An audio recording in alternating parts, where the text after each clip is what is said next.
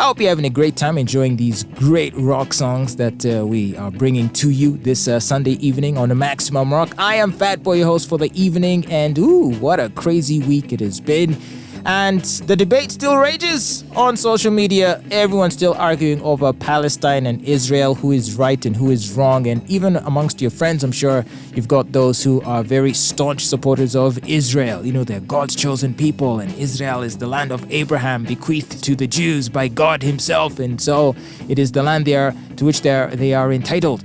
And then on the other hand, you probably have other friends who are like, no, but that's the Palestinians. Palestinians have been forced out to live as refugees since 1948, when they forcefully created the illegal state of Israel, and the people of Palestine are being subjugated into slavery and colonialism and apartheid and all this kind of stuff. Tempers are flaring, emotions running high, people arguing back and forth. And whereas on one hand, there's the actual physical conflict taking place on the ground there in the Middle East, online, there is a rhetorical battle with either faction or supporters of either faction trying to prove the other to be right or wrong, and vice versa. It's crazy out there, but I want to know whether you've decided to insert yourself into those conversations, or have you decided, I ain't about to get roasted by people, so let me just keep my opinion to myself.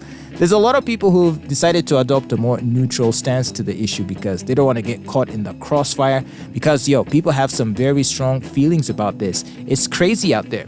Me personally, while I tend to stand on the neutral side of things, I can't make heads or tails of the conflict, the history, who's right or who's wrong. Everything seems so complex. Each side seems to have good reasons as to why they are right and the other is wrong. And every time I point the other side to an argument that counters their point, well, they hit me back with a counter argument that proves that they are correct. And back and forth we go with either side. So who is right and who is wrong, I have no clue. But on a broader scale, though, when I look at some of the broader social and cultural impacts of the conversations that are going on, I'm increasingly noticing that members of the Jewish community, particularly those who live in the West, are expressing disappointment with the lack of solidarity they seem to be shown by their political allies in the West, who would typically be leftists. Now, I don't know if you're familiar with this right-wing, left-wing kind of stuff that people talk about in the West, but predominantly the Jews who tend to live in Western nations, in America, in Europe, and so forth, when it comes to voting patterns in those societies, they do tend to vote for more left-wing political parties. So they tend to be more liberal, if you understand the terminology, or they tend to be progressive or generally left-wing. And typically they stand in solidarity with left-wing political action groups like Black Lives Matter, and they're all behind the LGBT agenda, and they're all behind feminism. So think of environmentalism, feminism, racial tensions, and all of those pet issues for the political left.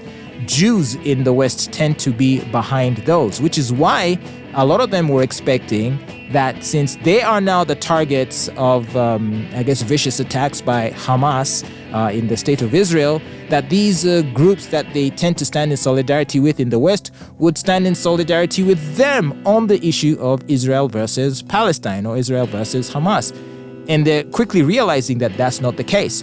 A lot of Black Americans, minority groups, LGBT groups, pro-climate groups, like all of them seem to be showing more sympathy towards Palestine and the plight of Palestinians, instead viewing Israel as oppressors of the Palestinians.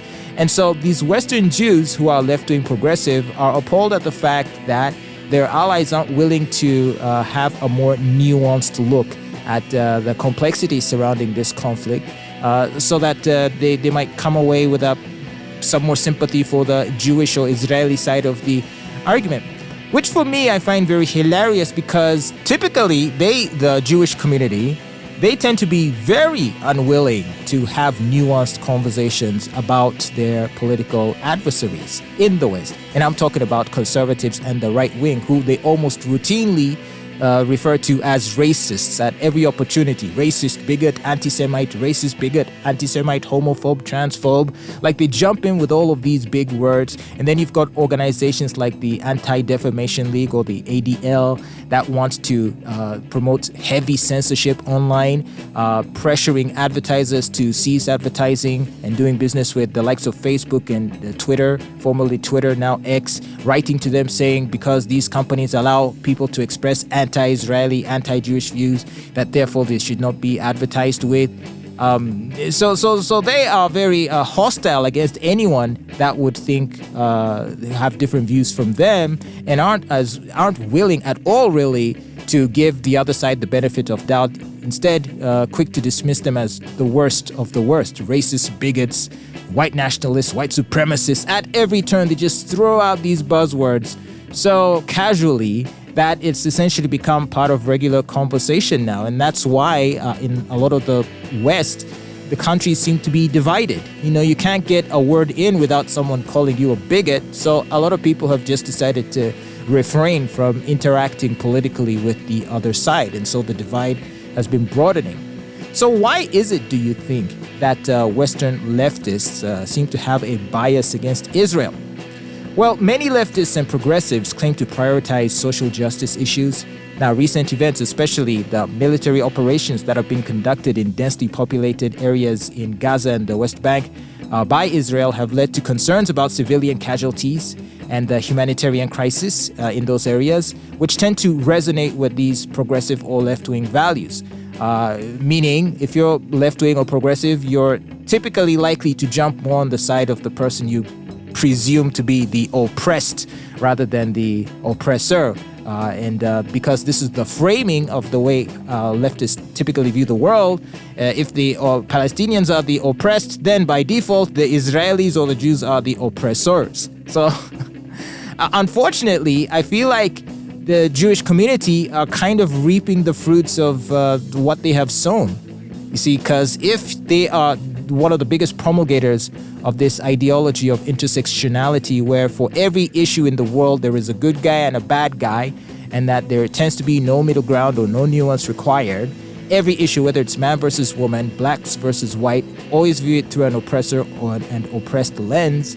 So when it comes to the issue of Israel versus Palestine, when viewed through such a lens, it becomes inevitable that Jews will be looked upon as the oppressors in this conversation. So in a way, they have brought this upon themselves because the intellectuals among the Jewish community, who really form the bulk of the academic intelligentsia that formulates these ideas about intersectionality in many of these higher institutions of learning, they're reaping what they sowed, man. Their children have come out to bite them, and they only have themselves to blame. Perhaps if they promoted the need for more nuanced conversations with white right-wing conservatives, then their allies wouldn't be too quick to eschew nuance when deliberating over issues of Israel and Palestine. Maybe it's too late now.